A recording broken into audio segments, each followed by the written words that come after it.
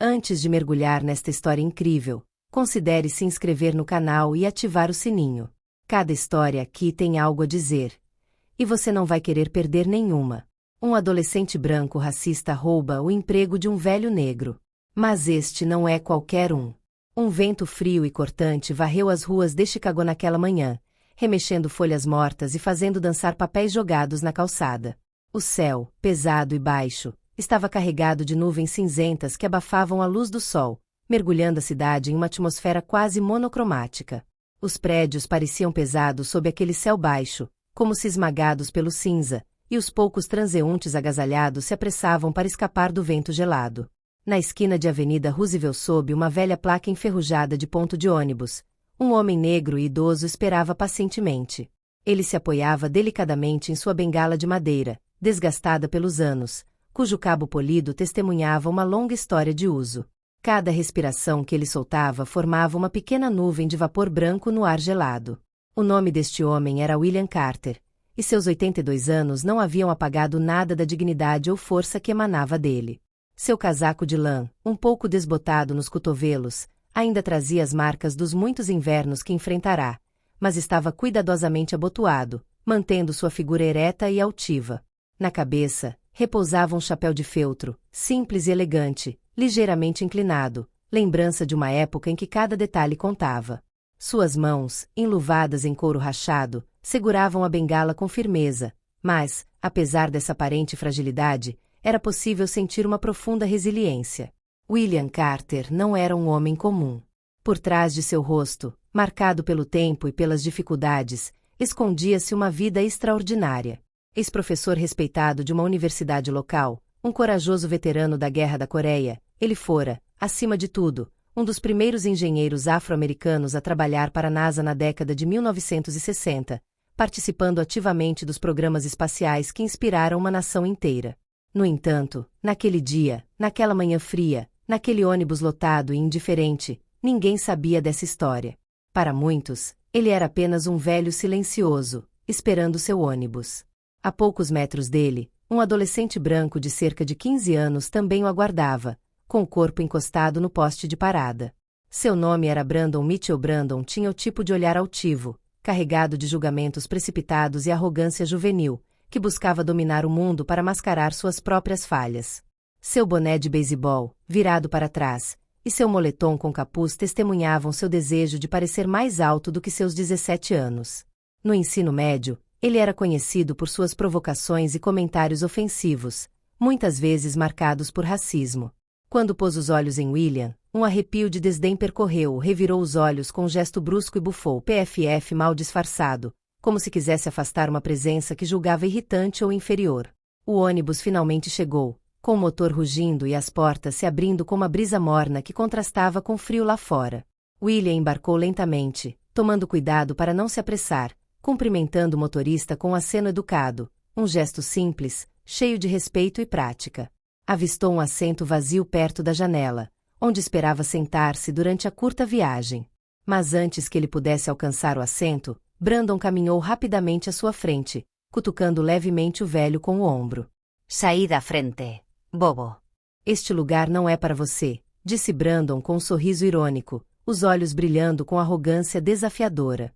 Com licença, meu jovem, mas acho que já estava aqui antes de você, respondeu William, calmamente, mas com firmeza, sem demonstrar qualquer indignação que pudesse sentir. Vocês, velhos, acham que podem fazer o que quiserem, respondeu Brandon, afundando pesadamente no assento, esticando o corpo como se fosse preencher o espaço, desafiando qualquer um a protestar. Ao redor deles, os passageiros silenciaram. O ruído ambiente se dissipou por um instante, como se o tempo tivesse parado. Alguns viraram a cabeça, envergonhados, recusando-se a assistir àquela cena, que os lembrava de forma tão crua de realidades desagradáveis. Outros, chocados, trocaram olhares furtivos, com os olhos revelando uma raiva reprimida, mas silenciosa. William se levantou, segurando sua bengala com força. Suas mãos, ligeiramente trêmulas, refletiam tanto a idade quanto o esforço que cada movimento exigia, mas seu olhar não vacilou. Ele era ereto, orgulhoso e discretamente digno, carregando uma história que poucos conseguiam entender. Aquele momento simples, por mais banal que fosse para alguns, parecia pesar uma tonelada no ônibus apertado. O ônibus continuou sua viagem, deslizando lentamente pelas ruas frias de Chicago. O ar lá dentro, carregado com o cheiro acre dos bancos de couro desgastados e o aroma inebriante das roupas dos passageiros, parecia ficar mais pesado à medida que Brandon continuava a proferir seus comentários ácidos. Sua voz, baixa e sufocante, despejava uma torrente de sarcasmo e insultos velados, mas ainda assim claros. Ele proferia suas palavras com a confiança arrogante que acredita que a impunidade é garantida, que ninguém jamais ousaria contradizê-lo. Por que você está aqui, velho? Vá contar suas histórias para as gaivotas. Você realmente acha que merece esse cargo? Você é só um pedaço de lixo do passado. William, apesar da dureza dessas palavras, permaneceu imperturbável. Com as mãos apertadas em torno da bengala, ele olhava fixamente para a janela embaçada à sua frente. Lá fora, a cidade passava, turva, submersa em um véu acinzentado. Os prédios enormes, os outdoors cansados, os transeuntes apressados, tudo parecia se fundir em uma melancolia agridoce. Deixou a mente vagar, longe da voz estridente de Brandon, retornando às suas memórias, aos tempos em que trilhara terras distantes, a serviço de uma nação muitas vezes ingrata, mas sempre cheia de esperança. O ônibus diminuiu a velocidade ao se aproximar do próximo ponto. As portas se abriram com um chiado metálico, e um homem entrou, elegante em um terno escuro, a gravata perfeitamente atada. Ele examinou a cena, seus olhos penetrando a tensão palpável. Então, seus passos pararam abruptamente ao encontrar o olhar de William, parado ali, digno apesar do cansaço evidente. Dr. Carter, ele perguntou, surpreso, mas visivelmente honrado. William virou a cabeça lentamente, um leve sorriso iluminando seu rosto cansado. Olá, Marcus. O homem aproximou-se com respeito palpável, estendendo-lhe a mão, que William apertou calorosamente. Foi Marcus Ellison, um influente empresário de Chicago conhecido por sua ascensão meteórica nas finanças e na política local. Mas, acima de tudo, Marcus nunca se esqueceu de suas raízes ou de seu mentor. Sr. Carter, eu não sabia que o senhor ainda pegava ônibus. Isso me mantém com os pés no chão, respondeu William, com aquela mistura de humor discreto e sabedoria que marcava suas palavras. Brandon, que até então não havia prestado muita atenção nessa nova presença, olhou para cima, intrigado. Quem é esse velho? Ele perguntou ironicamente, com a voz carregada de desafio. Marcus olhou para ele friamente, sua expressão mudando instantaneamente de respeito para severidade. Você não sabe quem você acabou de desrespeitar. O silêncio caiu sobre o ônibus, pesado e tenso, enquanto Marcus continuava em voz alta, alta o suficiente para todos os passageiros ouvirem claramente. Aquele homem é o Dr. William Carter, um herói de guerra, um dos primeiros engenheiros negros da NASA. Ele participou das missões Apollo, as que levaram o homem à Lua. Foi condecorado pelo presidente dos Estados Unidos por sua coragem e contribuições científicas. Esta cidade, Chicago, tem até uma biblioteca com seu nome, um lugar onde milhares de crianças aprenderam sobre as estrelas graças a ele. Todos os olhares se voltaram para Brandon, que empalidecia, atingido pelo peso repentino de suas palavras. Sua arrogância se desfez diante da grandeza de um homem que ele, sem saber, pisoteara. A vergonha inundou seu rosto jovem, e um rubor subiu às suas bochechas. O motorista, que até então observava a cena em silêncio, então falou, sua voz firme ressoando no pequeno espaço do ônibus. Abaixe-se, garoto. Você não pode ficar aqui com esse tipo de atitude.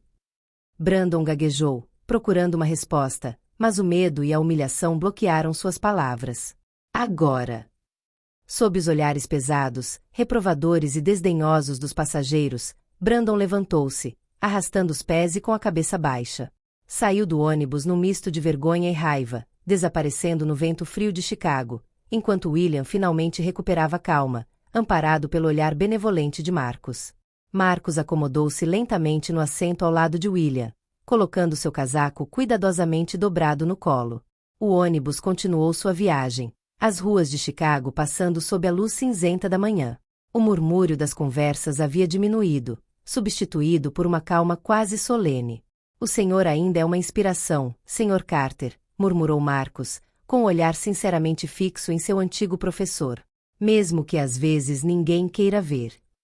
William deu um sorriso gentil, marcado pelos anos, mas imbuído de profunda sabedoria.